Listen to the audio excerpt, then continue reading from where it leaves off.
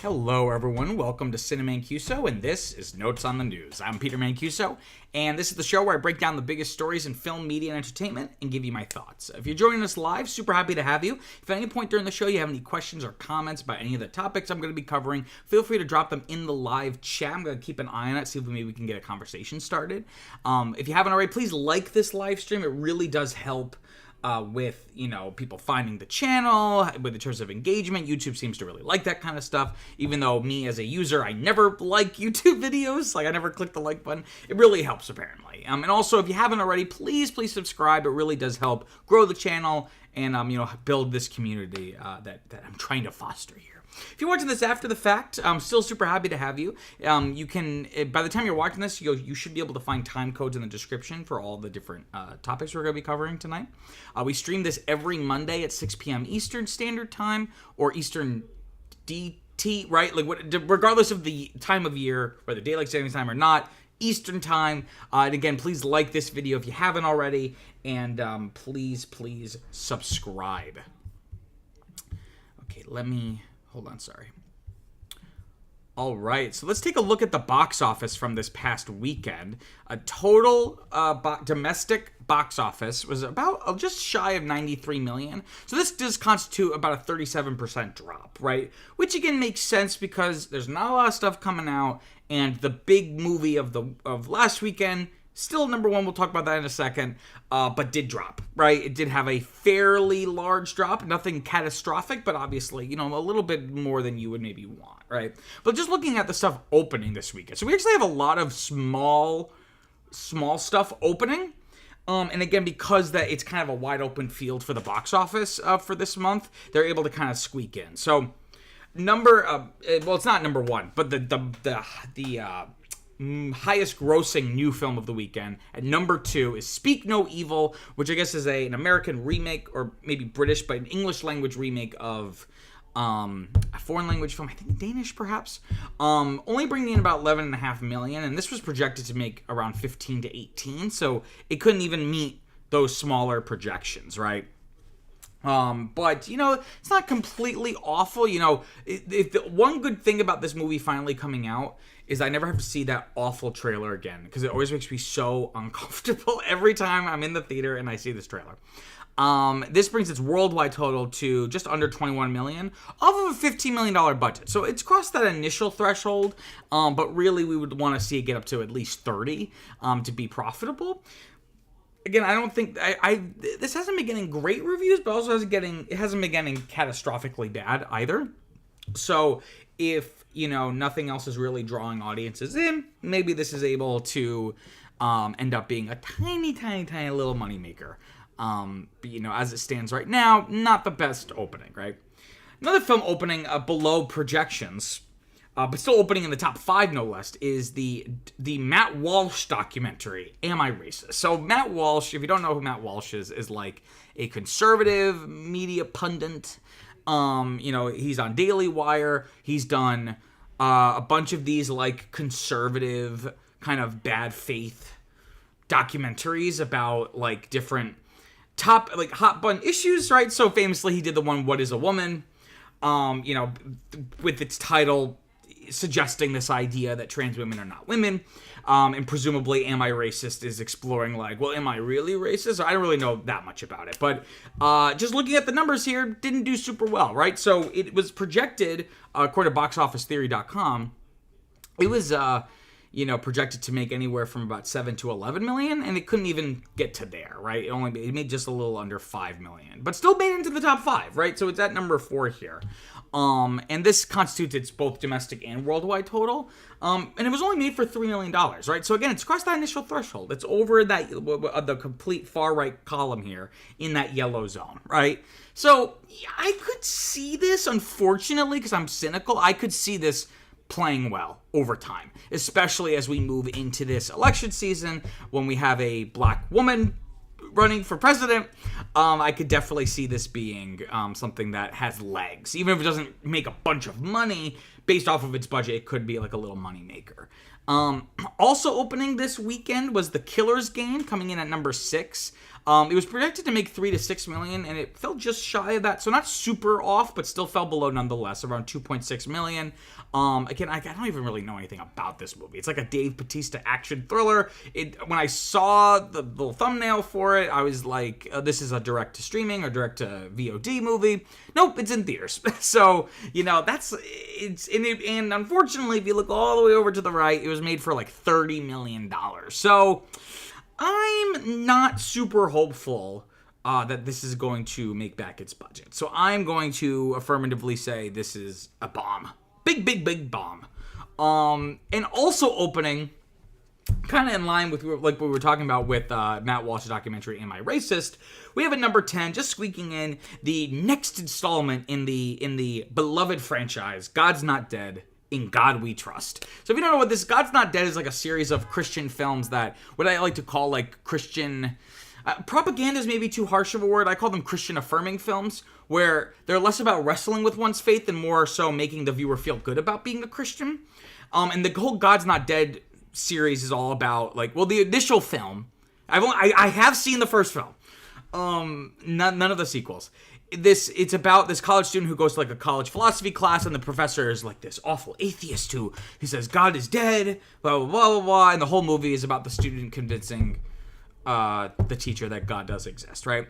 And it's at best really superficial, and at worst like offensive to both non-believers and Christians. So, I am not part of this world. I am very religious, but I am more on like the left-leaning side of things.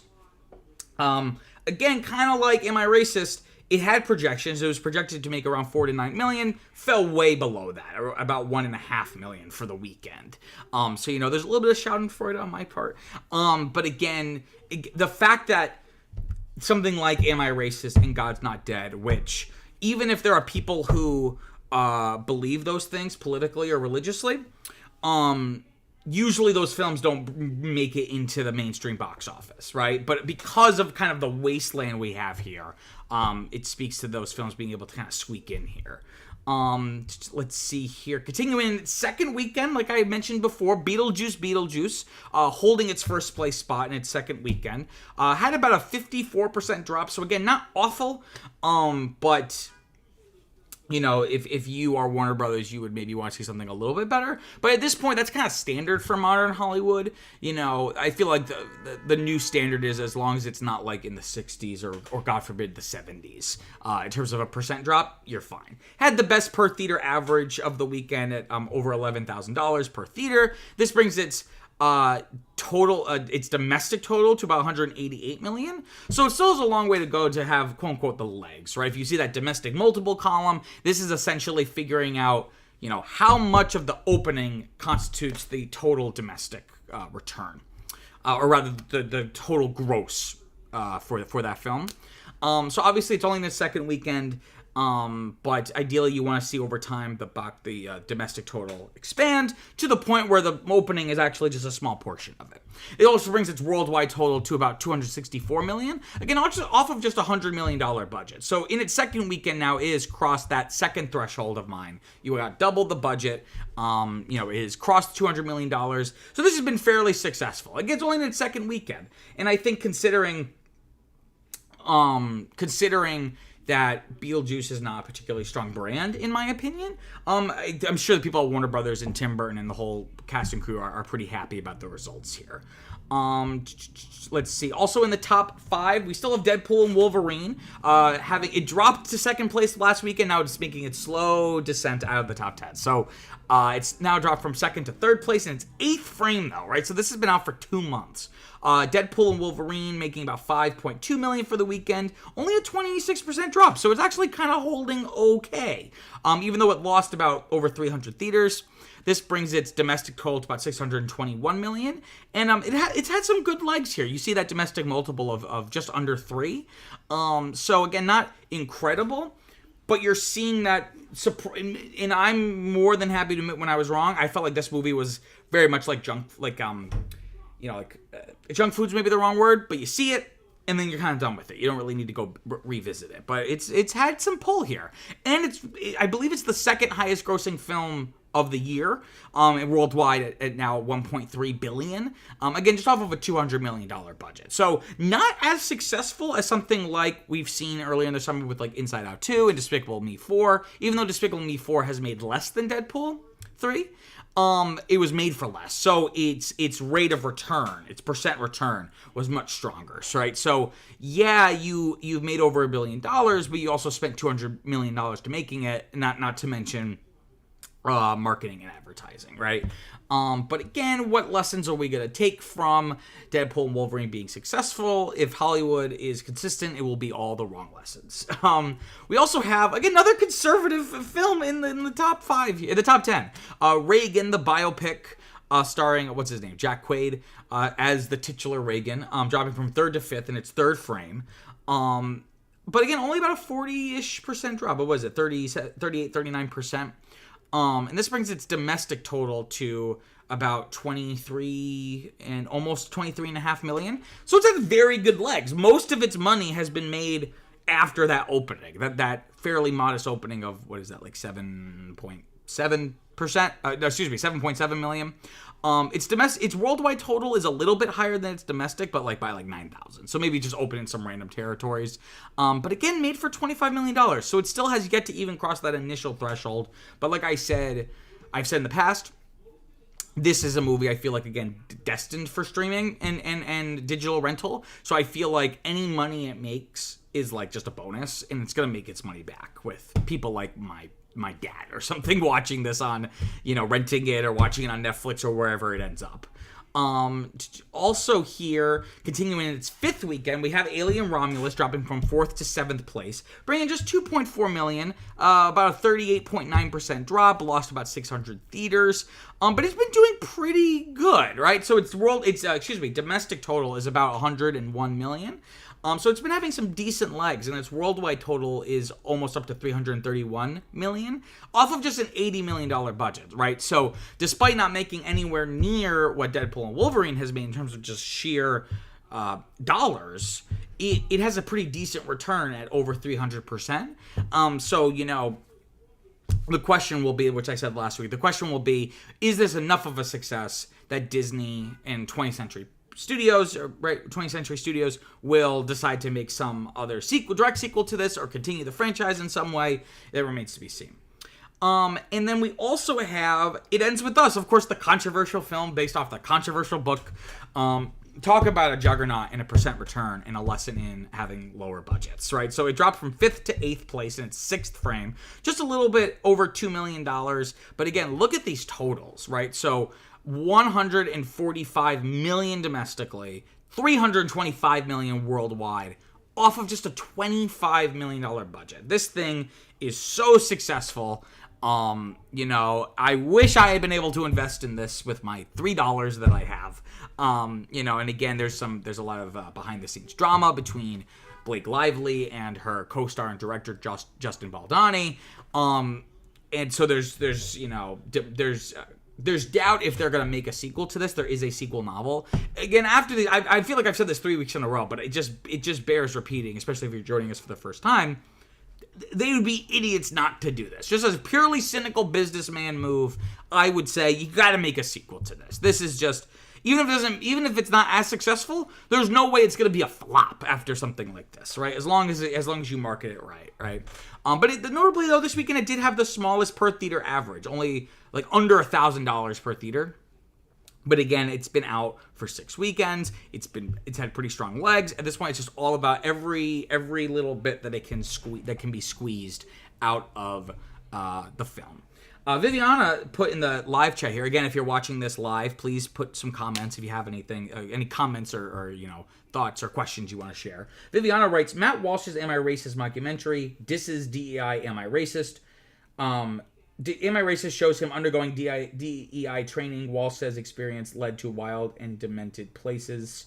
Yeah, so again, it's like a very unserious exploration and not even like a funny one. Like it just feels, again, it just feels like the comedy is coming from like, aren't people who complain about racism so silly? Like, I don't really get what the joke is, other than just like, these people you don't like are dumb. I don't really understand. And I mean, and I feel like it's the same issue on the other side. Like, I wouldn't necessarily enjoy watching a documentary of Trump supporters being idiots or something. Like it's like, I know that, but I don't need to watch that. Like, I don't really get a lot of pleasure from that. So it's interesting to see a film like that not only in the top 5, again, not only in the top 10, in the top 5, right? At number 4. Despite falling below those projections, speaks to, again, kind of the wasteland of September. But, again, once we start really moving into, like, October, I'm trying to think of, like, what other big things are coming out. I don't think we're really getting anything super, super big until at least October. And then, of course, it's going to be award season, right? So we're going to have a lot of films coming out, having really small, limited runs, and then they will get wide releases sometime in January or February, or March, right? Even after the Oscars, right? Because that's a big part of a lot of studios' strategy. So just looking ahead to this upcoming weekend, we have Transformers 1, spelled out O-N-E. This is projected to make about 40 to 50 million for the weekend. It's kind of like I've heard people compare it, kind of categorize it as like X-Men First Class, but for Transformers, where it's kind of like you have Optimus Prime and Megatron and all the other Autobots, like when they're younger, and it's kind of like their origin story, and they're all kind of working together, and then presumably we're going to see those fissures be created. Never been super, super into Transformers. The trailer looks awful, but it's been getting good reviews, so I'm kind of like, okay, maybe it just wasn't cut well, but, you know, it is projected. Again, but not a huge opening, though. Again, we've seen movies this past year that I did not think would open big and have opened quite large. So I'm surprised that this isn't more.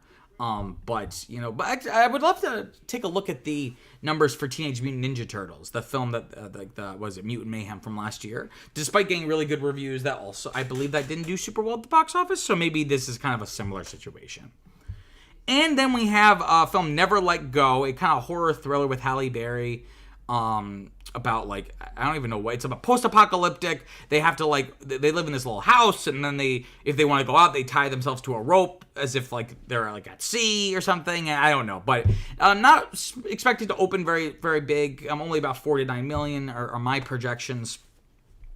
Again, this is something that kind of feels like a streaming movie that I think they're just trying their hand because the industry has decided, shit, maybe we were wrong. Maybe streaming is not the way we need to go here in order to make lots of cash. Okay, before we go any further, I just want to give a quick plug for reviews I've been writing lately. CinemaQso is not just a YouTube channel. It started as and still is a Substack newsletter where I write formal written reviews of new movies coming out. Most recent reviews to be published are for Beetlejuice, and Alien Romulus. Had a lot of fun writing these, especially Alien Romulus is more of like a full-length review. You can check that out in the link to the description below. You can also just go to your browser and type in cinemancuso.substack.com. Okay, let me grab a quick drink here before we keep going. Okay. So let's talk about story number 1. So when I'm preparing the different stories for the week, or I'm kind of shortlisting different potential topics, whatever, usually they come in a steady stream over the week, and then near the end of the week, like a Friday, Saturday, I look through all the stories, and I try to figure out which stories I'm going to do, which ones are the most interesting.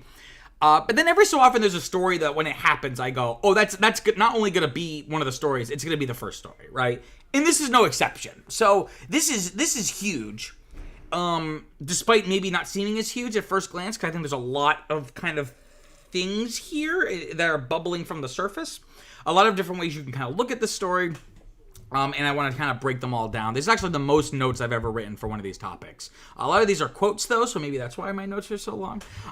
But Taylor Swift, if you've been living under a rock, it's my job to report to you. Taylor Swift has officially endorsed Kamala Harris for President of the United States in the 2024 election.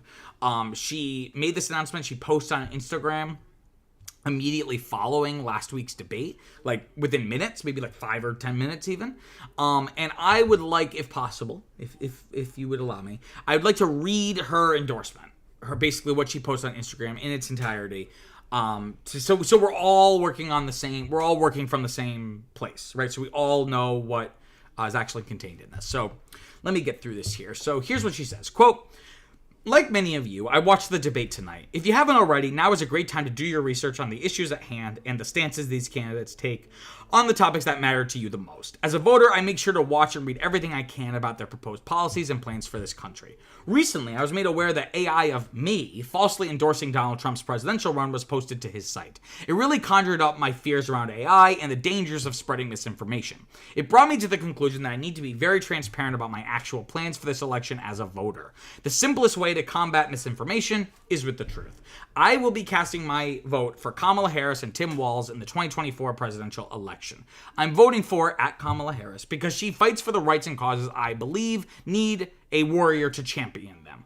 I think she is a steady-handed, gifted leader, and I believe we can accomplish so much more in this country if we are led by calm and not chaos. I was so heartened and impressed by her selection of running mate Tim Walz, who has been standing up for LGBTQ+ rights, IVF, and a woman's right to her own body for decades. I've done my research and I've made my choice. Your research is all yours to do and the choice is yours to make. I also want to say, especially to first-time voters, remember that in order to vote, you have to be registered. I also find it's much easier to vote early. I'll link where to register and find early voting dates and info in my story. With love and hope, Taylor Swift, childless cat lady, end quote. So, of course, that last bit is a reference to J.D. Vance's comments, who, of course, is Trump's VP running mate for this election. This is a reference to comments he made back in 2021 about women without children. Notice it's always women. It's never men without children, including, our very first president, George Washington, who had no biological children. But he had said back in 2021, quote, "We are effectively running this country via the Democrats, via our corporate oligarchs," which I don't necessarily disagree with. We do live in an oligarchy. But this is where he loses me. "By a bunch of childless cat ladies who are miserable at their own lives and the choices that they've made, and so they want to make the rest of the country miserable too. It's just a basic fact. You look at Kamala Harris, Pete Buttigieg, AOC, the entire future of the Democrats is controlled by people without children," end quote. So obviously Taylor Swift, as a young woman, but not young, she's not a teenager anymore. She's in her 30s now. As an unmarried woman with no children who loves cats, clearly this comment got under her skin. So that, and when she posted this, she posted it, when she made this Instagram post, she posted it with a picture of herself with one of her cats, who I am told is named Benjamin Button.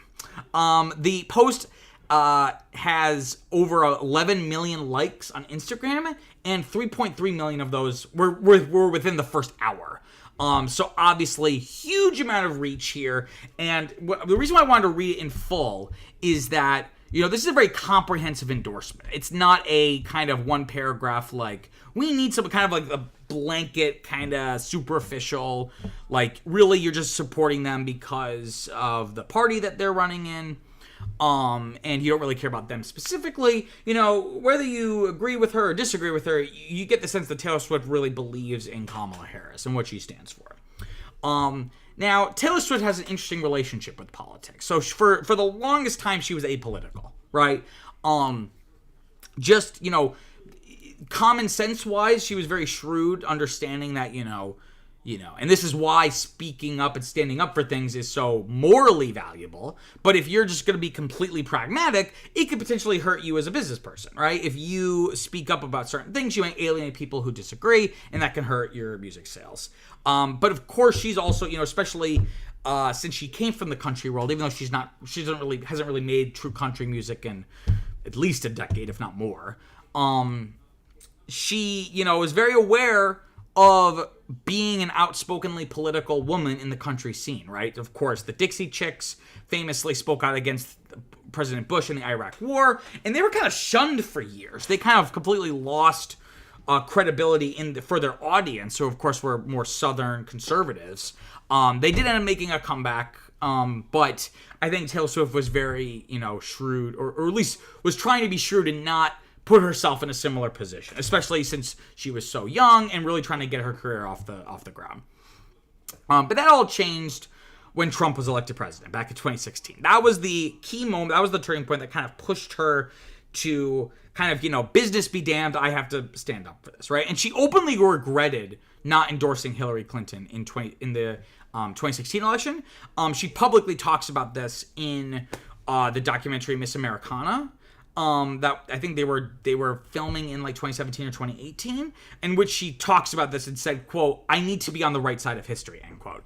So her first kind of foray into politics, she publicly supported Democrats who were running in Tennessee, which of course where she spent a lot of time growing up, in 2018 political races, election races. And then she did endorse the Biden-Harris campaign in 2020, right? So this is not a surprise that she would endorse Kamala, right? Or rather, it's not a surprise that it's like, what? She's a Democrat? Like, this is not surprising at all. But what's important here is the explicit endorsement, right? No one thought she was supporting Trump or would vote for Trump, but this is crucial, and I cannot state this enough, and this is why I wanted to talk about this tonight. Kamala Harris's obstacle in this election is not getting people who are voting for Trump to switch sides. That's just not going to happen. Her objective needs to be, if I were part of her political team, political strategist, the key is not to try to switch people from Trump to Harris. They're not running against Trump, they're running against the couch. They're running against people staying home, right? So it's not about changing minds, it's about energizing people, getting them out, getting them off of the couch to go out and vote at all, right? And the Guardian's Cyan Kane wrote an article titled, quote, "Taylor Swift has endorsed Kamala Harris. Donald Trump has only himself to blame," end quote. And here's a quote from that article saying, quote, "Somehow Donald Trump did what no one else could do, annoyed Taylor Swift enough to finally say something about this year's presidential race," end quote. And again, that's the thing, is that, again, she was never going to endorse him. The best he could hope for was Taylor Swift not saying anything. And obviously that has not come to pass, right? So the timing of this on Swift's part was very important. And it makes sense. It's following a sequence of events, because like she mentioned in her post, AI photos of her endorsing Trump were shared around, and then he was like sharing it, saying like, "I accept." It kind of maybe coyly, like knowing it's fake, but in any case, a lot of people are dumb and can't tell what's AI and what's not, what's a fake photo. So that probably expedited things. On top of that, there was kind of like this mini scandal with Brittany Mahomes, who's the wife of Patrick Mahomes, on the Kansas City Chiefs. Of course, he's the teammate of Taylor Swift's boyfriend, Travis Kelce. Brittany Mahomes liked a post by Trump on social media. So Brittany Mahomes kind of got in trouble for that, even though she wasn't like sorry necessarily, but people were kind of like, what the heck? We didn't know you were a Trump supporter. But then the four of them, the Mahomes, and Travis and Taylor, were seen together at the U.S. Open, all being chummy. So people were kind of wondering where Swift stood, or at the very least, even if she supported Kamala privately, is she kind of compromising her values to make her life easier, right? So this endorsement by Swift is kind of early. So usually whenever she has made political endorsements, she usually waits until October, maybe 3 or 4 weeks before the election. Again, some people thought it would happen even earlier, again, because of the AI situation, because of the Brittany Mahomes scandal. But my thinking was since it happened literally minutes after the debate, she probably wanted to make sure Kamala didn't embarrass herself. She did not want to, obviously would not have been like a Joe Biden situation at his last debate. But I think she didn't want to have a situation where she endorses the candidate and then their true coming out party going toe-to-toe with Trump is a disaster, right? So again, the fact that this has happened literally within 5 minutes of the debate ending leads me to believe that was the impetus for the timing here. So again, this is hugely important, and you're going to hear me say that over and over again. Celebrity endorsements are valuable. They're not decisive necessarily, right? They are another tool in your electoral toolbox. A toolbox in which you don't always have a lot of tools. You don't get to choose the tools you got, right? So elections aren't won or lost by celebrity endorsements necessarily, right? But nevertheless, elections are about winning news cycles, right? It's basically campaigns are a series of days. And how many days can you win so to speak, right? So having a steady stream of endorsements can give a campaign momentum, right, and kind of push it through and keep the energy up going into the election. So The Guardian notes a 2012 study by Northwestern University and the University of Maryland. The study was conducted to determine the effectiveness of celebrity endorsements. Like, do they really have a observable impact? And the studies did find, it found Oprah's endorsement of Barack Obama in 2008 may have been just the thing to push him over the edge to beat Hillary Clinton in the primaries, right? So in that case, that changed the course of history, potentially, right? Oprah speaking out and kind of standing up for what she believed in. Ashley Spillane, who's the author of a new study from Harvard's Kennedy School, has a quote here saying, quote, celebrities draw increased engagement, increased attention, and they increase conversation, which, sidebar, are like the three things you need for a successful campaign, right? And continuing, quote, and no matter the political party or the candidate, there is a real hunger to be affiliated with the celebrities that can do that, end quote. So all of this is its own thing, right? All of that said, that celebrity endorsements can be really helpful, but they're not make or break. But take all of that and blow it up to 100, right? Taylor Swift is a different beast entirely. She is easily the biggest star on the planet. Most famous person on earth at this moment in time. At only 34 years old, right? So I'm 27. She's only like 7 years older than I am. And this woman, she's been wildly popular for 2 decades at this point. Forbes even named her the 5th most powerful woman in the world. Not entertainer, not singer, just woman. 5th most powerful woman in the world. I wonder how you calculate. How does one calculate that's such a ranking? She has 283 million Instagram followers. She quite possibly saved the world economy with her 18-month world tour, both in the United States and abroad. So having Taylor Swift, or at least someone of her values the wrong word, of her scale, right? That is huge, right?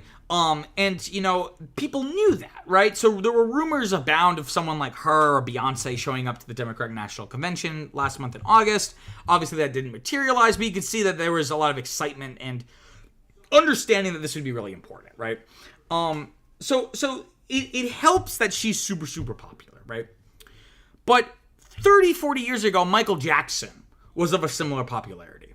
But the difference between someone like Michael Jackson and Taylor Swift is that there is a whole group of fans. Like, Michael Jackson didn't have Jacksonians, right? There is a whole group of fans. Like, Taylor Swift has her own little group, the Swifties, right?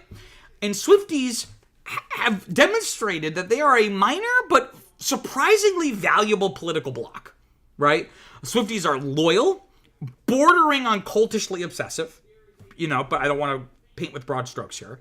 Joel Penny, who's a professor at Montclair State University, says, quote, the fact that these fans the fact that these fans so closely identify with stars, there are few examples we can find in pop culture right now with that kind of strong relationship, end quote. So again, it's not just that they're mega fans, it's that they identify with Swift, that they will go to the ends of the earth for her. And they have played a part in politics. So notably, most recently, there was a lot of scrutiny over Ticketmaster following the whole Eras Tour ticket debacle, to the point where, because so many people were left out in the cold, couldn't get tickets. The tickets that they were able to get were vastly overpriced. And who are big Taylor Swift fans? Children of United States Congress people and senators and governors. So this led to hearings in Congress over this situation, right? It can have this kind of indirect effect that, again, can be really powerful if directed in the right direction, right? And Swifties had already organized a group, Swifties for Kamala, right? Not necessarily affiliated with Taylor Swift. This is a completely independent grassroots organization. I got a quote here from the founder of the group, Emerald Madrano, saying, quote, we are not waiting, i.e. for the endorsement, because they formed this a couple weeks ago. We are not waiting. Our movement is about the power that we have as a community and what we see as Swifties and what we as Swifties want to see in the White House, the issues we care about, what we want to see represented, end quote. A recent Zoom call before this endorsement raised over $100,000, right? And the group has over almost 4,000 active volunteers, right? So that's a really big deal, right? If Taylor herself explicitly says she's for Kamala, that's going to inspire a lot of energy for her. These fans are going to post about Kamala. They're going to buy merchandise, Taylor/Kamala merch that kind of is like this crossover between the two worlds. And notably, it is a diverse group, right? It's this misconception that only white women like Taylor Swift. It's like the same issue when people say, oh, only white nerdy guys like Star Wars, or only... You know, it's kind of putting people in boxes. So many communities are so much more diverse than we think.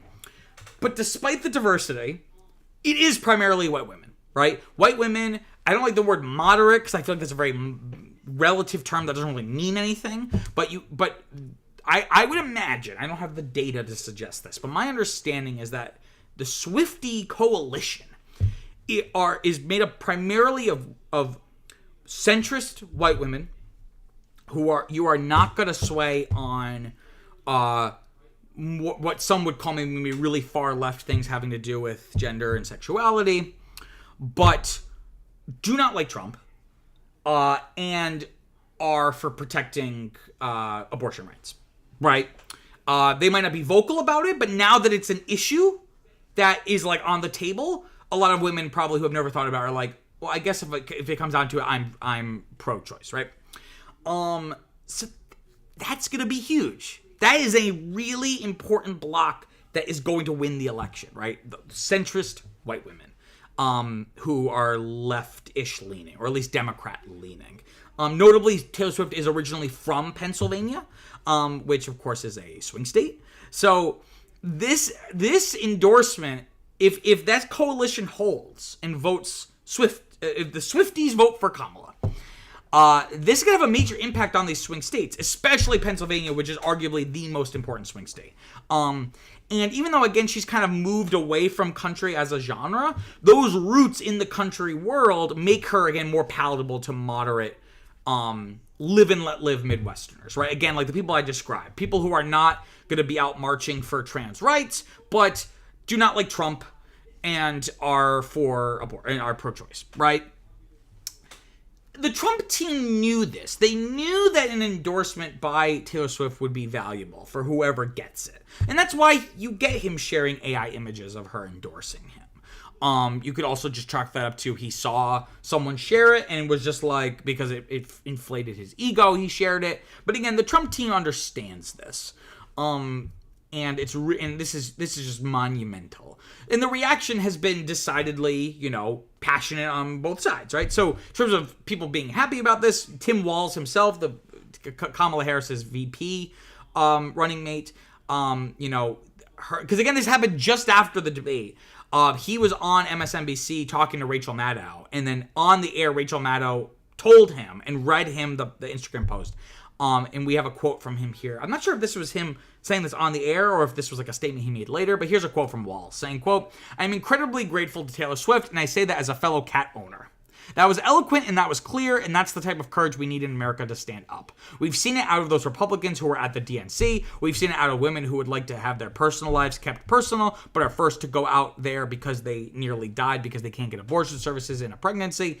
And now you have somebody like Taylor Swift coming out making that very clear.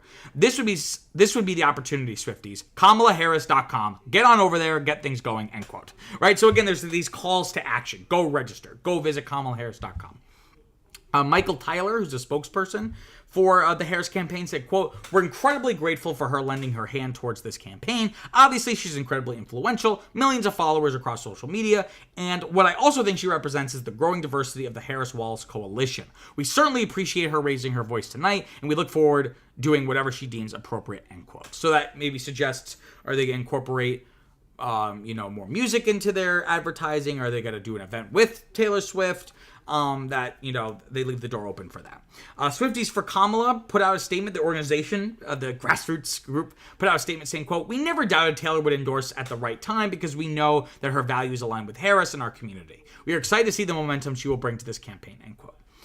So obviously, if you're for Kamala or you're literally working on that team, you're really, really happy.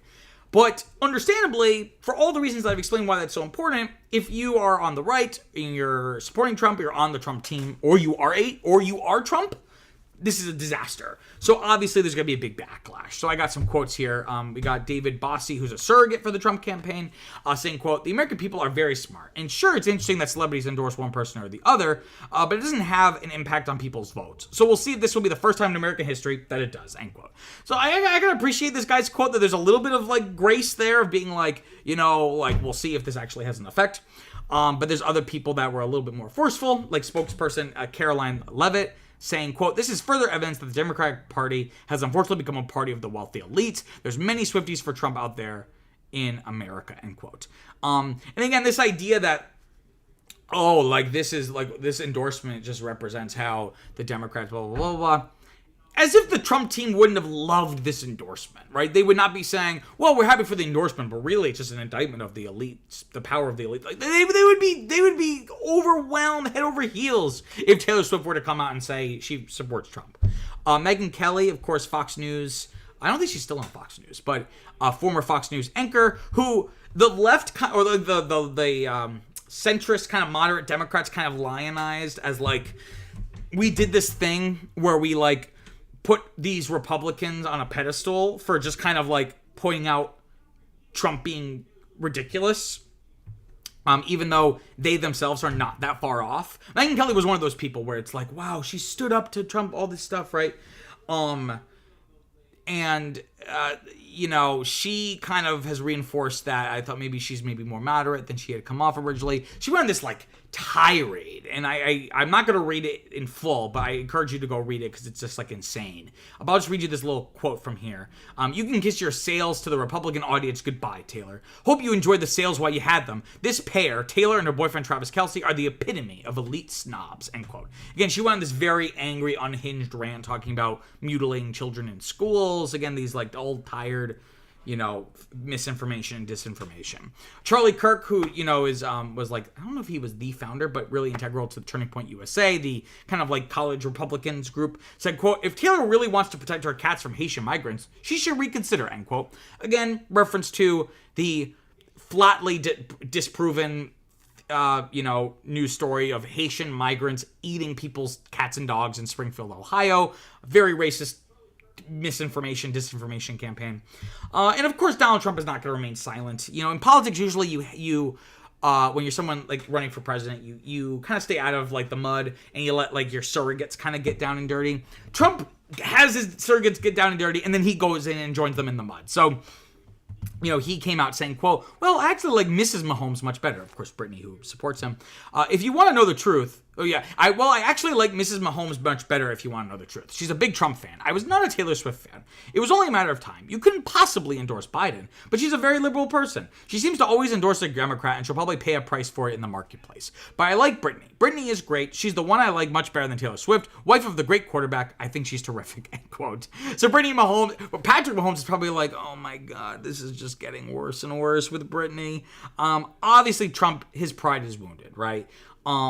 He can't stand the idea of someone as famous and influential as Taylor Swift not supporting him. And recently, I think since I wrote the notes for this, he then tweeted in all caps, "I hate Taylor Swift," which, again, if you really want to get the Swifties pissed off, is be really antagonistic personally at Taylor Swift. But again, there's a good chance, he's really disappointed by this. And I got a quote here from journalist Raman Situde, I apologize for not mispronouncing that, saying, quote, "I think it's too hard for Donald Trump to accept the fact that someone who is so famous and has such a huge platform would not support his candidacy. Even Donald Trump knows the value of an endorsement from Taylor Swift," end quote. So Harris's team is going to milk this for everything that it's worth, as they should. If you are handed this on a silver platter, you run with it and milk it until it's dry as the desert. Variety notes that Harris's walk-off music at the post-debate party was Swift's song "The Man," which is, if you don't know, is a song about if women were allowed the space and grace that men are given to lead and make mistakes. So very fitting.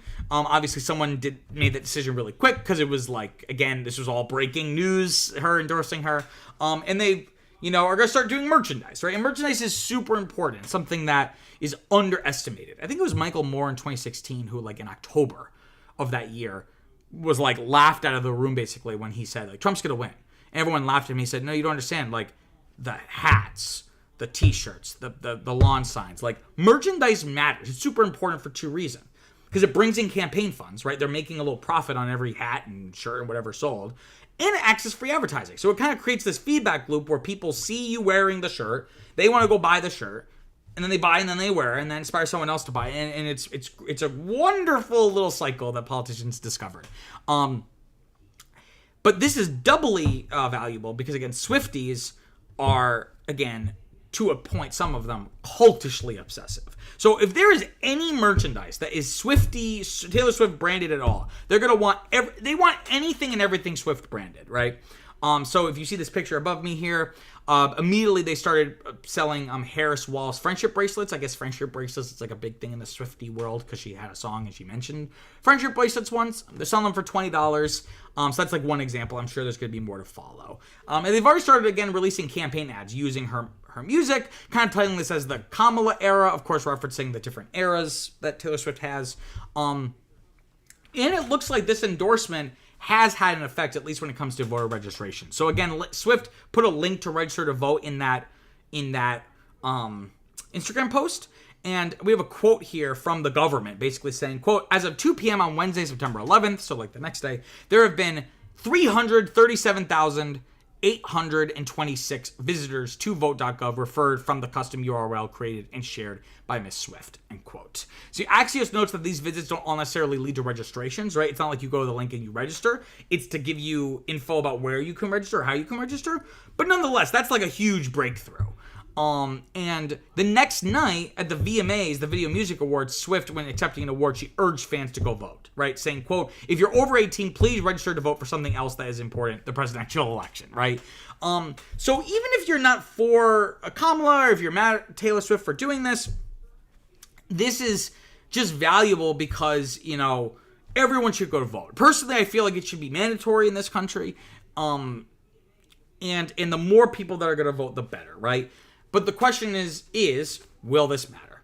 Some analysts have said that this election is as close as, the way I heard someone describe it, it's as close as a knife fight in a phone booth. Basically, it could go any way. It's really going to come down to a few swing states with razor-thin margins, right?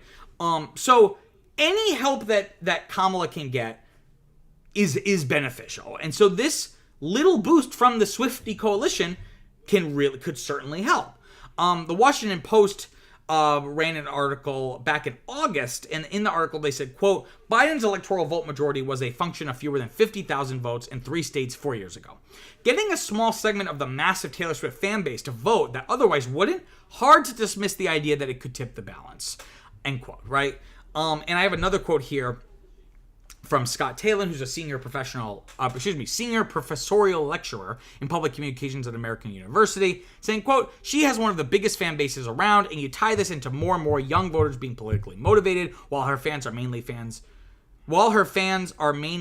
female, with abortion being a central campaign issue, there isn't another celebrity on the other side of the political spectrum that has the reach of Swift, end quote. So again, it's like celebrity endorsements aren't decisive, but if we're talking about a couple, maybe tens of thousands of votes that are going to decide this election, the Swifties could swing that, again, in these swing states like Pennsylvania, like Michigan, like Wisconsin. So I think this is the biggest story, one of the biggest stories of the campaign cycle, short of Biden dropping out and Kamala, stepping up, right? I got some comments here. I know this was a lot, so I just want to at least some observations here. Viviana writes, are Swifties primarily left? She is pretty popular in the South, so maybe some fans separate Taylor Swift from her politics just because of their longtime fandom. That's very true, right? And that's going to be the big question. Again, my thesis is if I had to bet, my thinking, like I said, is that most Swifties, a majority of them, are middle-class white women, centrist but left-leaning because of abortion rights. But you do have plenty of people who are more conservative. And the people, I didn't talk about this because the story was already so long. There have been people voicing their disappointment who are big Swifties, who are like, oh, this is awful because they support Trump, right? But again, how much of that, like what percent? At the very least, at most, it's 50-50. But I would wager that the Trump-supporting Swift fan base is going to be very, very small. Or rather, there are plenty of people who like Trump who also like Taylor Swift. But how many of the diehard Swifties? Because I like Taylor Swift a lot. I'm not a Swiftie, right? That's a very specific thing. So I would imagine that most Swifties are left-leaning. Viviana also wrote, I also saw in the news Swifties for Harris, which is a group that has existed for a while but never endorsed by Taylor. I think it might be the same thing. Yeah, Swifties for Kamala. And she wrote, as Eazy-E once said, it doesn't matter if they're buying merch to destroy or to protest because they're still buying it. So merchandise is major whether people are for or against them, end quote. Yeah, exactly. That, I think, it wasn't super serious, but I did see memes about, like, you know, because her tour is still going on, left-leaning Swifties tweeting, being like, you know, are there any Trump-supporting Swifties out there who are mad at Taylor and want to give up their tickets and donate them to us, you know, left-leaning Swifties, right? So again, there is this sense that, you know, this could really turn the tide potentially in the election. That again is going to be razor thin. Okay, let me grab a quick drink here. Ooh, that was a long. It's already 6:50. It's only story number 2. Okay, but so this one's also kind of long, but not super long. And then 3, 4, and 5 are quite short. But let me grab a quick drink here.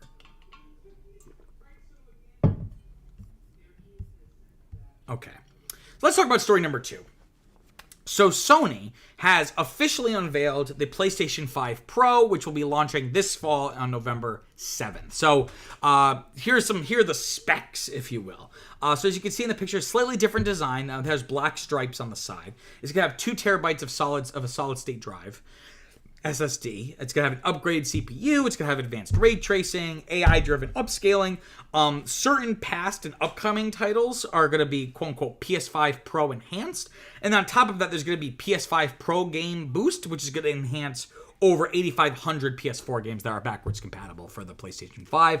It's going to support variable refresh rate, or VRR, as well as 8K output if you have a TV or monitor that can do 8K. It's said to be close to doubling the standard PS5's power.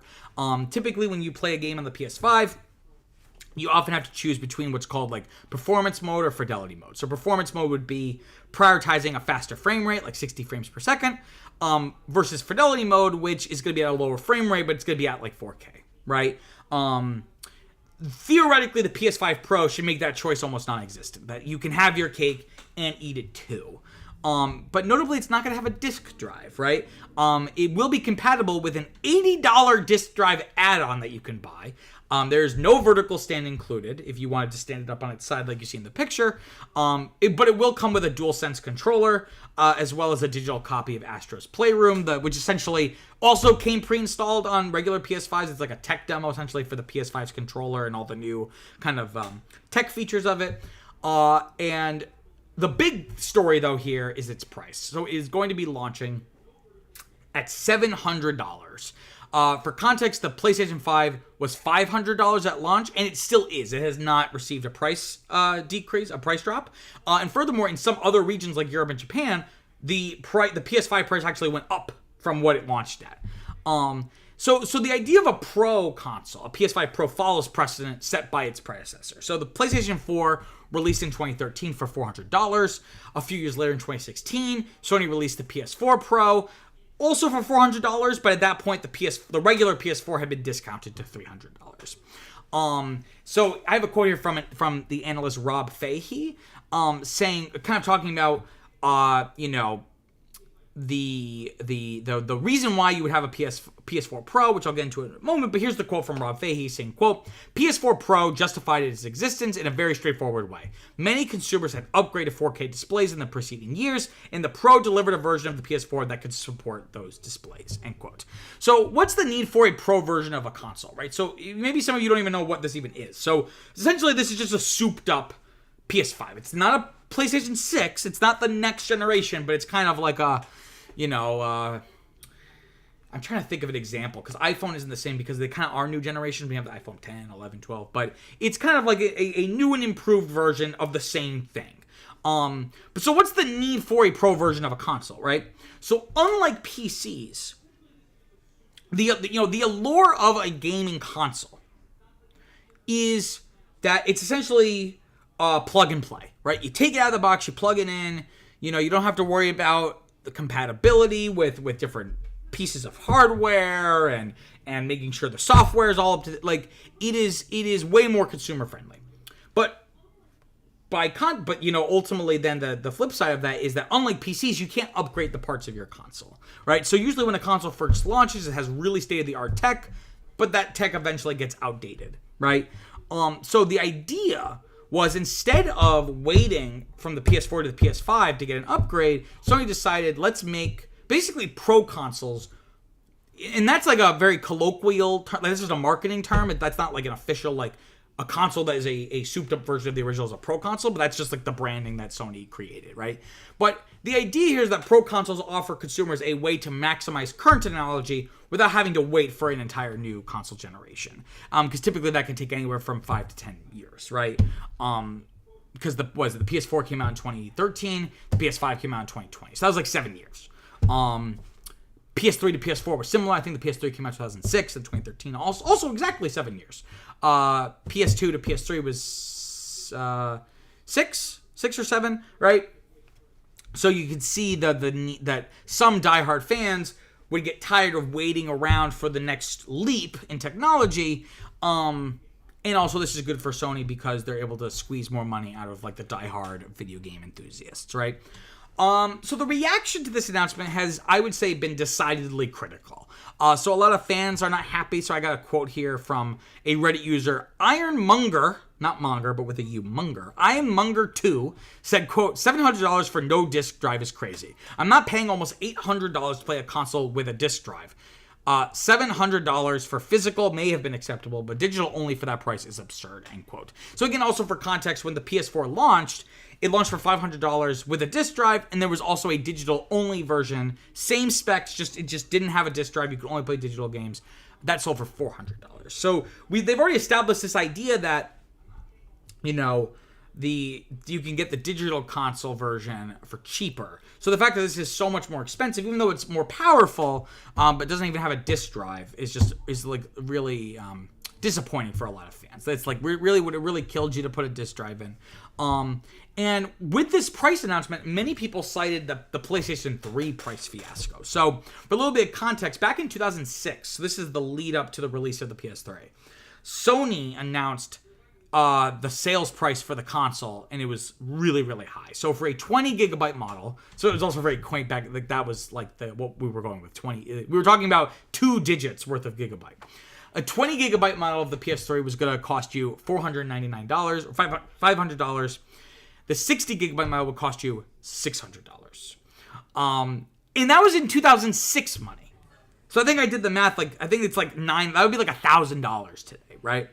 And this was seen as like one of the most iconic corporate blunders, not just in the gaming world, but just like media entertainment.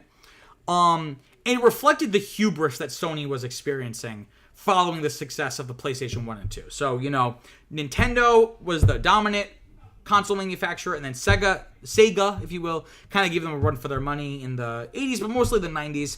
Sony enters the game, and with their very first console, the PlayStation, in 1995, or was it 1996, it became the highest, it outsold Sega's console and Nintendo's. The PlayStation 2 was even more of a success. So by the time you get to PlayStation 3, Sony felt they could get away with charging so much. Notably, oftentimes consoles are sold for a loss. The idea is that you sell it for the loss, and then you make your money back by overselling the games, right? You make a really big profit on the games. Because again, if you think about it, the game development is really expensive, but the actual production of the discs is not, right? So, and another thing about the PS3 compared to the PS2, IGN notes that at least that console jump reflected a huge leap forward graphically, right? So if you look at a PS2 game and a PS3 game, it's like this huge difference. The PS3 looked way more realistic, right? Whereas here, the results are negligible, right? Like, unless you're using a really, really big TV, the difference between the PS5, which is already one of the, a graphical powerhouse, if you go from the PS5 to the PS5 Pro, there's not going to be a lot that regular gamers are really going to notice or appreciate, right? I got a quote here from analyst Piers Harding-Rolls saying, quote, "The lack of competition means is," because actually before I continue this quote, the reason why I bring up this PS3 thing is that they're in a similar situation now because they have completely crushed Microsoft. The Xbox Series, the Xbox's version of the PS5 of this generation has not been selling well. So, Sony feels like they're in a similar situation where they kind of feel like we have the room to make this expensive. So here's the quote, analyst Piers Harding-Rolls saying, quote, "The lack of competition means it is an easier decision for Sony to run with a higher price point to protect its existing margins. For most prospective PS5 consumers, the standard edition will represent the value sweet spot." End quote. So it already felt like the PS5 itself was expensive. Now it's going to be considered the value, like the budget option. And this analyst also noted that this Pro version is a 40 to 50% premium on the digital version of the console. So, it's a huge spike in price. And Daniel Ahmed, I think he's from, Digital, I forget where he's from. I think he's an analyst. Daniel Ahmed explains why console prices haven't dropped like previous generations. Because we talked about the PS4. By a couple years in, it had dropped from 400 to 300, right? But here's some reasons why. So according to Daniel Ahmed, quote, "One, production and shipping costs are not declining in line with previous generations, especially for components such as SSDs. This was especially notable during the early COVID-19 period, which severely impacted supply chains and led to shortage for chips, paired with an increase in demand for at-home entertainment, which led to increasing costs. Two, console platform holders are struggling to maintain gross profit margins across the board. This has led to price maintenance or even price increases in some markets to ensure hardware remains profitable. And three, the Xbox Series S and PS5 Digital Edition were already sold at a significant loss on day one. Because again, the PS5 Digital Edition was sold for $400. The Xbox Series S was sold for $300.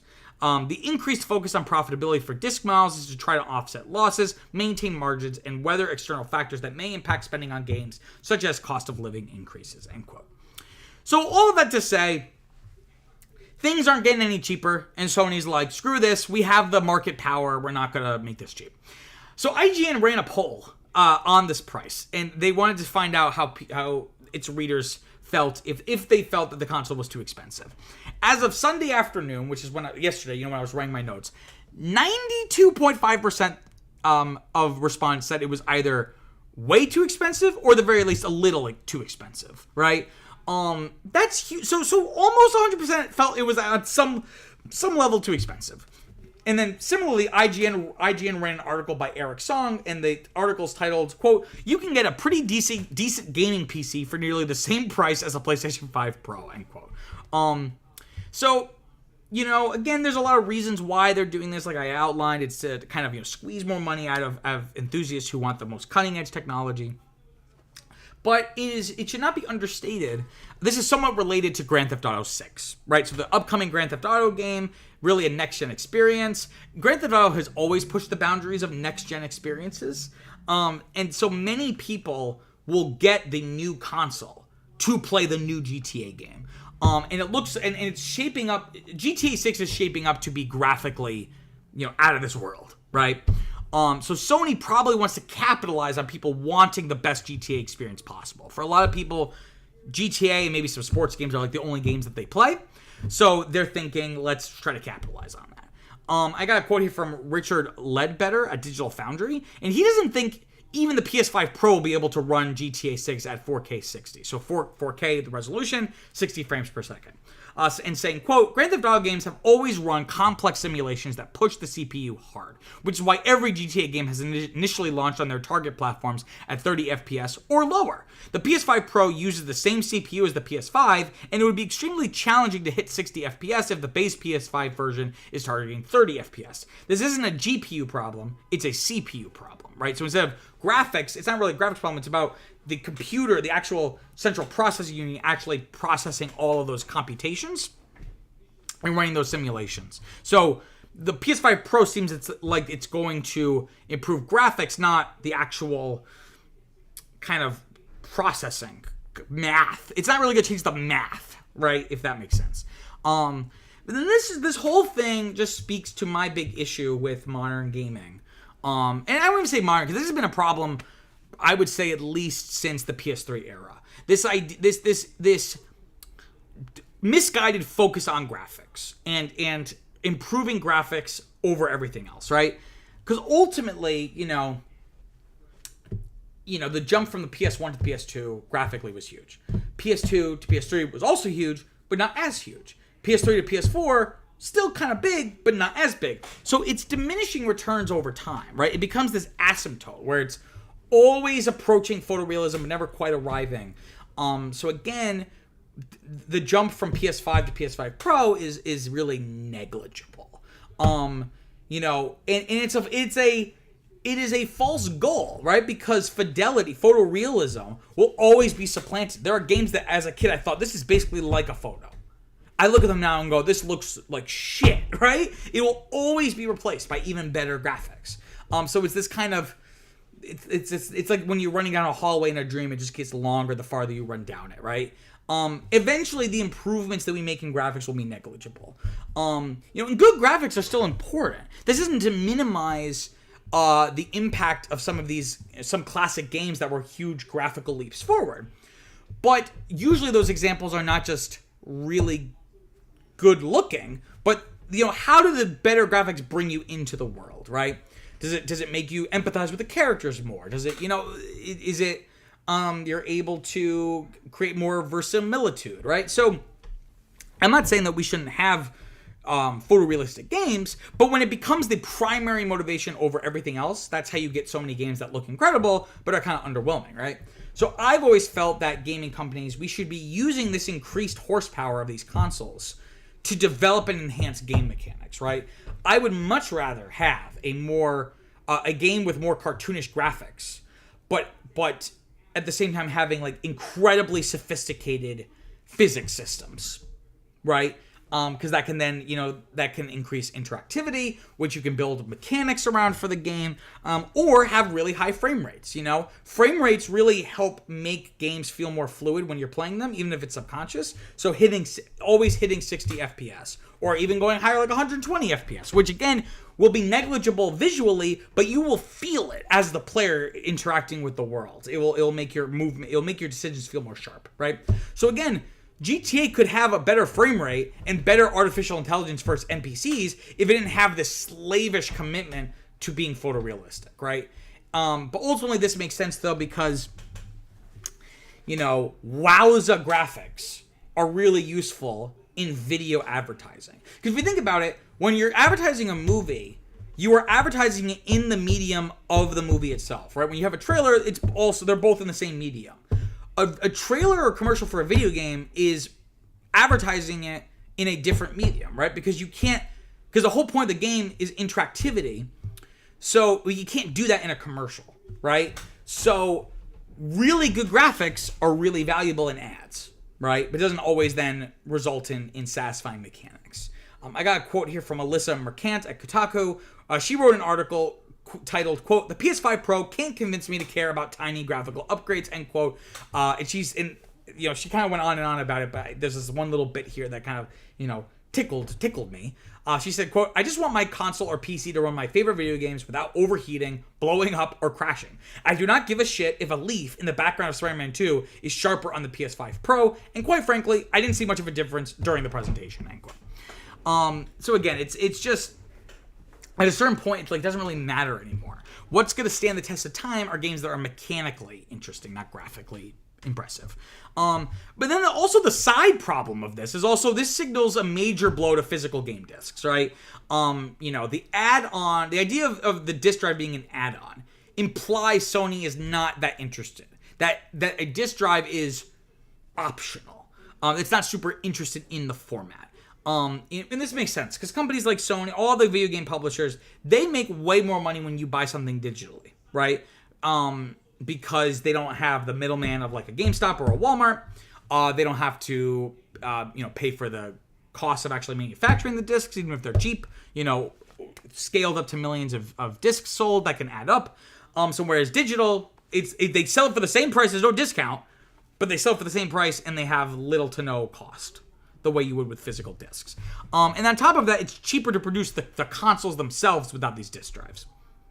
But again, it's really concerning. And Jay Peters of The Verge published an article titled, quote, "Sony's new PS5 heralds the end of disc drives," end quote. And frankly, I wouldn't even be surprised if the next generation of gaming, I wouldn't be surprised if they don't even offer disc drive add-ons, right? Because at a certain point, this is where the industry seems to be moving, even if gamers themselves don't really want that to go that way. And again, that's really concerning because when you digitally buy a game, you don't actually own it, right? Whereas if I go buy a physical copy of a game, like I own that copy, I can do whatever I want with it. I can sell it, I can play it, I can destroy it. Digitally, all you're doing is buying a license to access it, that at any point, if you read the terms and conditions, companies like Sony, or especially like with streaming, if you buy digital things like from Amazon Prime Video, if you read the terms of service, they can basically revoke your access at any time for any reason. Or if the company goes bankrupt or something, right? So it's just really concerning to see the industry move that way. Ultimately, the market is going to decide if this was a wise move by Sony. The PS3 sales, because of that high price point, it struggled for years, right? And it was only after a couple years that it kind of had a redesign, it had a price drop, had better games coming out for it that it was able to recover. But will this be similar, right? So the question will be, will fans embrace the PS5 Pro or will they just wait for the PS6, right? IGN loves having these polls. They put out a poll, and the poll showed that 85.7% of respondents say that they will not buy the PS5 Pro. So again, this is really just for the enthusiasts at this point. Okay, let me grab a quick drink here. Okay, let's talk about story number 3. So Destin Daniel Cretton, this is being exclusively reported by The Hollywood Reporter. He is in early talks to direct the next Spider-Man film for the MCU. It's not confirmed, but it looks like he's the top choice to replace John Watts, who has directed the other 3 Tom Holland MCU Spider-Man films. Speaking of Tom Holland, neither he nor Zendaya have officially signed on, but I mean, come on, you can't do this without at least Tom Holland. So it'd be really surprising if they don't sign on for this. Deadline reports that the director search for this film was stalled for a while until further work on the script was done, and such work had really gotten to a point in the recent weeks. So director meetings began with Marvel and Sony and prospective directors. So again, if you're not sure who Destin Daniel Cretton is, he was initially an indie director. His big claim to fame was the film Short Term 12 with Brie Larson, which is a really, really good film. He's already part of the Marvel sphere, though. He directed the 2021 Shang-Chi and the Legend of the Ten Rings. He's also going to be helming some upcoming episodes of Marvel's Disney Plus show Wonder Man. And yes, there is a Marvel character called Wonder Man, and DC has Wonder Woman. Don't ask me why. He was also originally slated to direct Avengers 5 when it was called Avengers the Kang Dynasty. But of course, there was all this chaos with Jonathan Majors and getting fired and getting recast and all this stuff. So Cretton stepped down in November of 2023 amidst all this chaos. So the big question is this a good choice? Would Destin Daniel Cretton make a good Spider-Man film? Shang-Chi is really our best, comparison to try to deduce this. And, Shang-Chi is definitely one of the better post-Endgame films, but it's not spectacular by any means, nor did it really light up audiences in any meaningful way. It's like there's only a couple moments, and there were a lot of really great moments in that movie, but it's not a very memorable movie. Part of me almost wonders, you've already had Sam Raimi do an MCU film, who of course directed the Tobey Maguire Spider-Man trilogy. Why not just have him do it, right? Have the guy come back to the Spider-Man world. Maybe he doesn't want to do it. Maybe he's kind of like, if I'm going to do Spider-Man, I really just want to focus on my Tobey world. So why is Destin Daniel Cretton in the running for this, right? It's probably for a few reasons. So one being Marvel probably can't get bigger directors to attach themselves to the chaos. It's always been Marvel's MO to hire indie directors because they can kind of control them a little bit more. And that's even more true post-Endgame during this like Marvel slump. So it's probably easier to control a Destin Daniel Cretton than a bigger director, right? But maybe, and this is just speculation, maybe they owe him, right? So we don't really know, like we didn't have a lot of details about when Cretton stepped down from Avengers 5. The official story was that he stepped down.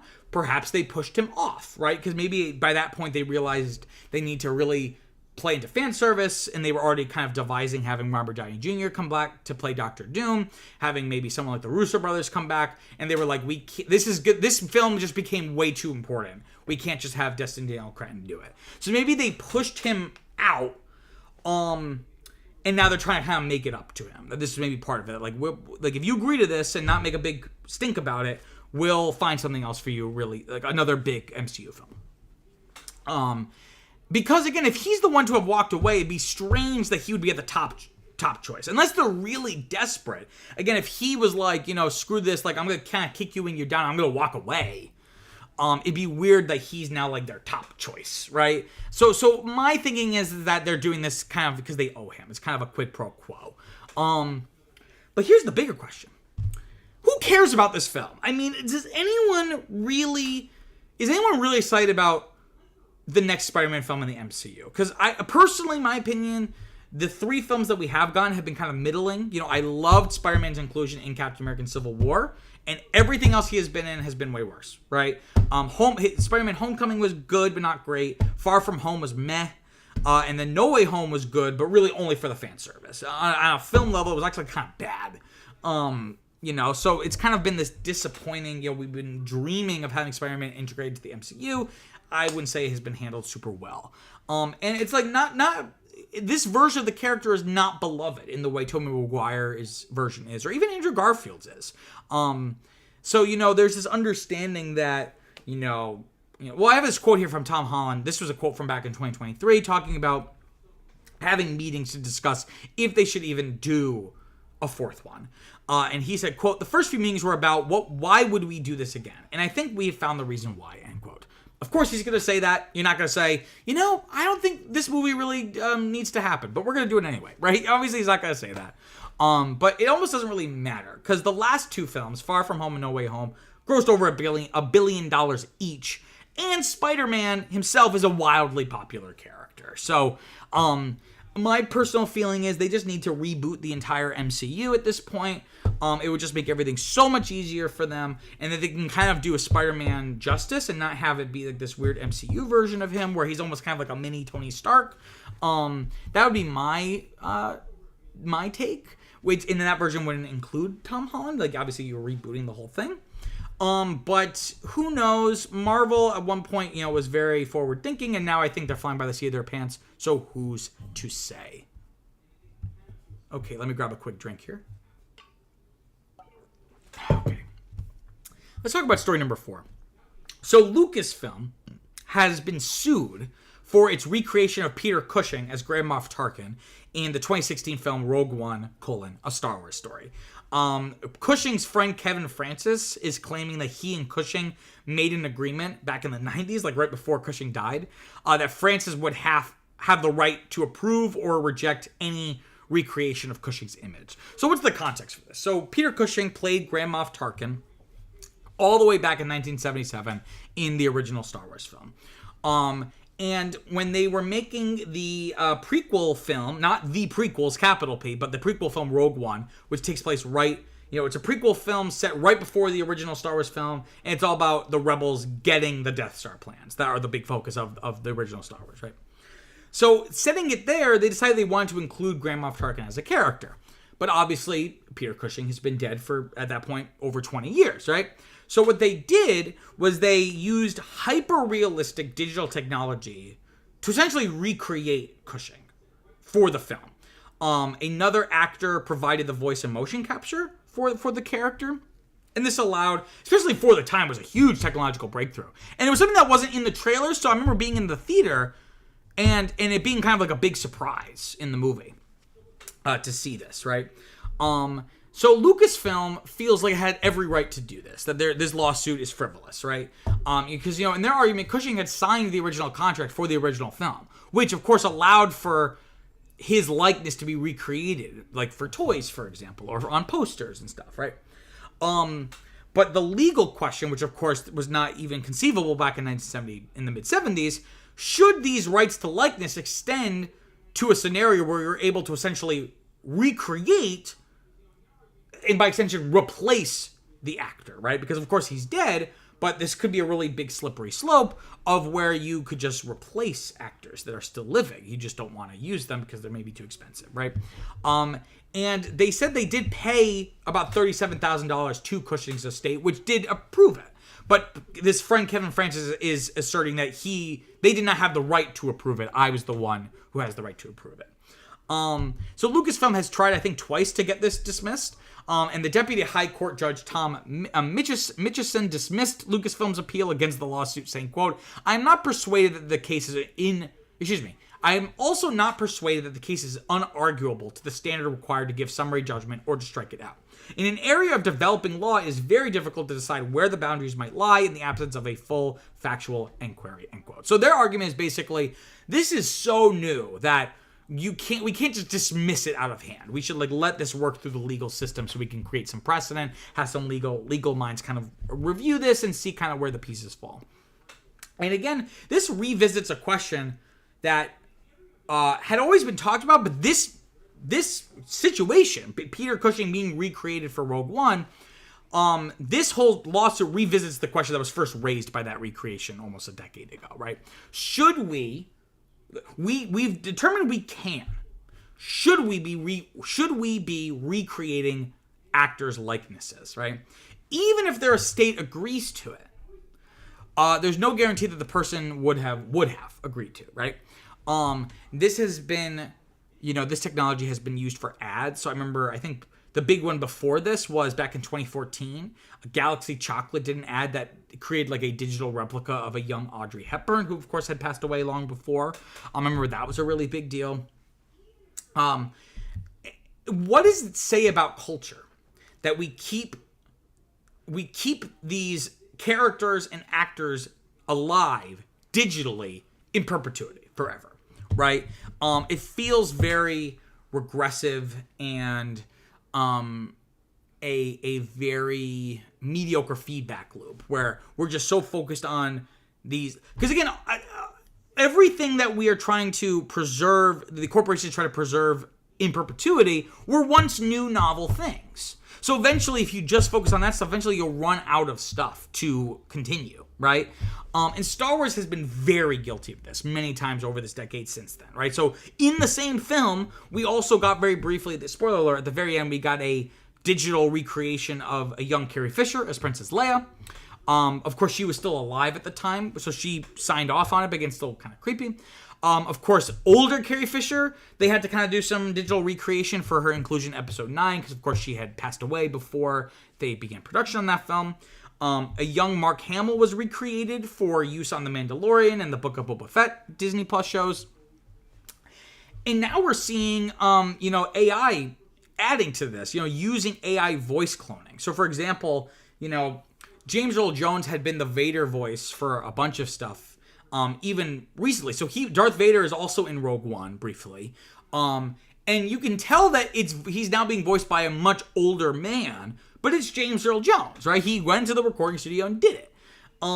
He has now since passed away, but for the Obi-Wan show, I remember noticing that the voice was way more lively. It felt more like the old days, and I was like, wow, did they give James Earl Jones amphetamines or something? Why is he?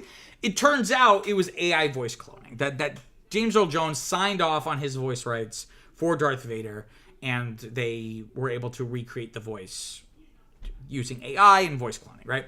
And not to mention characters like R2-D2 or Chewbacca, who, because they're not identifiable human beings, those are going to continue forever. And that speaks to an IGN article that was written by Scott Kalora saying, quote, it was titled, quote, "The Sad Fate of the Star Wars Characters Disney Will Never Let Die," end quote. So it also creates narrative problems where you have these characters that you as a corporation will just never let die. Or at least stop using them. Let them have their happy ending, let them go off into the sunset. So we're just obsessed. Star Wars has this big problem of being obsessed with its legacy and its legacy characters. And again, this was a really interesting philosophical question back in 2016, but it's even more relevant now, right? So it speaks to the questions we're currently facing. A big part of the actors' strike last year had to do with AI protections, right? So there have been stories of extras and even major actors potentially being scanned and paid out for their likeness to be used at the studio's discretion. So, you might show up as an extra, they scan you, you do one day of shooting, and then they use your likeness in background for scenes as much as they want, and you basically can't do anything about it, right? So the fact this lawsuit is being brought is kind of weird that it's taken this long, but it is even more relevant than it was back in 2016. Okay, let me grab a quick drink here. Okay. Let's talk about story number 5 here. So Francis Ford Coppola, this guy just keeps staying in the news with his new film Megalopolis. So Francis Ford Coppola is suing Variety magazine, the entertainment publication, suing them for $15 million in a libel lawsuit over their reporting on his potential misconduct on Megalopolis. The lawsuit names executive editors Tatiana Siegel and Brent Lang. And funny enough, there's actually a little connection here. I actually know Brent Lang. He's from Rhode Island. He used to participate in the same theater troupe that, children's theater program that I did, but we were, he's much older than me, so we never were in shows together. But I later met him in New York when he was just a reporter at Variety, and we kind of got to know each other a little bit. We haven't really talked much since that meeting, but I do actually know Brent Lang, so there's a little Rhode Island connection there. But it's a little disappointing that now he's in this lawsuit. The court documents show that the defendant's libel the court documents show that, quote, the defendant's libel as described above was made with knowledge of falsity or with reckless disregard for the truth, end quote. And the filing has this big kind of paragraph that I'd like to read word for word here because it's kind of funny if you just take a step back here. So the filing says, quote, some people are creative, very few people are creative geniuses. In the world of motion pictures, plaintiff Francis Ford Coppola, and then just Coppola, is a creative genius. Some people are jealous and resentful of genius. Those people, therefore, denigrate and tell knowing and reckless falsehoods about those of whom they are jealous. Here, Variety Media LLC, its writers and editors, hiding behind supposedly anonymous sources, accuse Coppola of manifest incompetence as a motion picture director, of unprofessional behavior on the set of his most recent production, Megalopolis, of setting up some type of schemes that anyone on the set who had a complaint of harassment or otherwise had nowhere to lodge a complaint, and of hugging topless actresses on the set. Each of these accusations was false and knowingly so, but they were made to harm Coppola's reputation and cause him severe emotional distress. That harm has been caused, end quote. So the argument seems to be that Variety, for some reason, Brent Lang and Tatiana Siegel are jealous of Francis Ford Coppola, and they're trying to, tarnish his reputation. I don't really see that, but okay. So what's the context of this? So Francis Ford Coppola, he has his new film, Megalopolis. It's decades in the making, right? And it had this tumultuous production history. And The Guardian reported back in May, just ahead of its Cannes Film Festival, they report back in May that Coppola had been accused of trying to kiss topless models in the film to, quote, get them in the mood for this, New Year's party scene, right? Later then, in July, Variety published a story seeming to corroborate those claims, and claiming that after one scene, Coppola grabbed a mic and said, quote, sorry if I come up to you and kiss you, just know it's solely for my pleasure, end quote. And I did a whole video about this, which you can check out on my channel. According to Coppola's attorneys, he, quote, provided evidence to Variety that the above allegations were false, and Coppola requested that the allegations be retracted. Variety refused and doubled down. It repeated the same allegations and thereby emphasized its malice toward Coppola. In order to clear his name and obtain a public determination of the falsity of Variety's allegations, Coppola has brought this case, end quote. So in his defense, right, some crew members have, since these allegations have come out and said that they're bogus, right? I got a quote here from Raina Menz, who's one of the extras on the film, saying, quote, none of the claims about Francis Ford Coppola are true. It was an honor to work with such a legend. This video was taken on a closed set, in all caps, closed, that prohibited cell phones specifically for the safety of the actors. I am disgusted by these allegations and hope everybody will see the truth for what it is, end quote. So, obviously some people have said that, but then on the flip side, one of the extras named Lauren Pagone has sued Coppola. She was featured in early August when Variety did a follow-up to their original story, and she's suing Coppola for civil battery, civil assault, and negligent failure to prevent sexual harassment. Her legal action says, quote, plaintiff was not provided with any rider, plaintiff being her, plaintiff was not provided with any rider that explained the details for sexual content and or nudity guidelines on set, nor was there any description as to what she or other actors would soon experience on set, end quote. So there's a lot of he said, she said here. Just looking at this in a legal sense, libel is very, very hard to prove, at least in the United States, right? Because of our First Amendment right to free speech, the law has created a very high burden of proof to protect that right of free speech, right? So basically, in order to win, as Coppola, in order to win a libel suit, you have to basically prove, obviously you have to prove everything in a lawsuit, but like, you can't just say like, oh, this hurt my reputation and it was false. You have to prove that the defendant knew that the information was false and wrote it anyway, right? And such evidence is hard to find. Like the smoking gun would need to be like text or email exchanges being like, hey, we have this false story, let's put it out so we can hurt his reputation. Like it literally needs to be like that explicit. Otherwise it's really hard to win a libel lawsuit. And then on top of that, not only do you have to prove that they were knowingly promoted malicious false information, you have to prove that the libel demonstrably actually harmed your reputation. How do you quantify that, right? Like, if it might be like if you are a music artist and like you have a certain amount of listens on Spotify per month, and then after some allegations come out, it drops precipitously, that could be a metric, right? How do you prove, for Coppola, how do you prove that this has actually harmed your reputation in a quantifiable way, right? So this feels like it's going to be a losing case, right? So why is Coppola doing this? The cynical part of me says maybe it's just more press for the film. Like all the press for this movie has just been negative, between negative reviews, bad things happening on the set, the really dumb trailer fiasco where they used fake critic quotes. I did a whole story about that. You can go watch on the channel. But more likely, he probably just wants to clear his name, right? And has the money to try, right? Because to him at this point, like all he has is his reputation. I have a quote here from Coppola saying, quote, nothing in my 60 plus years career can equal the painstakingly difficult yet artistically triumphant journey of bringing Megalopolis to the screen. It was a collaboration of hundreds of artists, from extras to box office stars, to whom I consistently displayed the utmost respect and my deepest gratitude.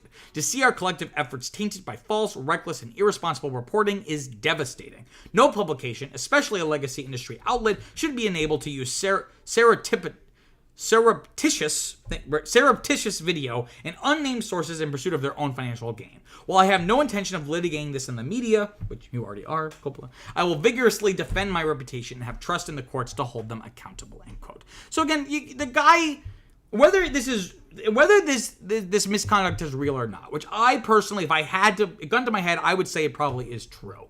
It's not Harvey Weinstein level, but it's still inappropriate, and you shouldn't have done that. Ultimately, he may not even feel like what he did was wrong, and he wants to preserve his reputation because, ultimately the guy's an old man, so he's not going to be here for much longer. So all that will be left of him is his reputation and his legacy. So, I understand where he's coming from, but again, it's going to be really hard to prove libel. I think it's always hard to prove, but I think in this case, it's going to be next to impossible.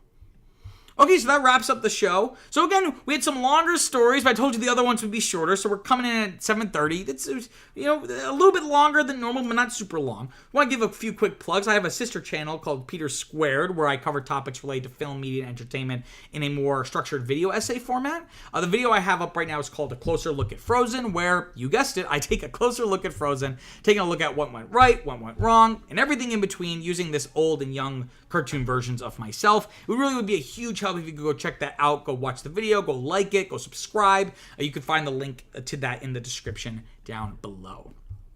I also want to plug the podcast I do with my fiance Viviana called Now That's What I Call a Franchise, where we pick a film franchise and we go through every single installment, the good, the bad, and the ugly. We're currently doing the Star Wars franchise, which is so much fun. We just released our episode on The Phantom Menace, our longest episode yet.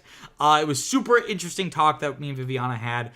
This week, upcoming Friday, we're going to be releasing our episode on Attack of the Clones, which is also going to be interesting. You can listen wherever you get your podcasts. You can also find us on YouTube if that's your preferred way to podcast. You can also just find us in the link in the description down below.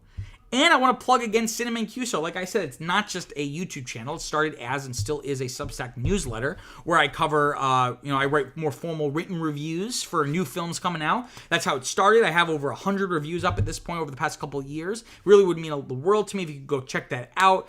You can just find us, in the description down below, or you can also just go to your browser, type in cinemacuso.substack.com. Thank you all so much for watching. It was super great show this week. If you haven't already, please like this live stream. Like I said, it really does help with engagement in the YouTube algorithm. And if you haven't already, please subscribe. We want you to join the CinemaCuso.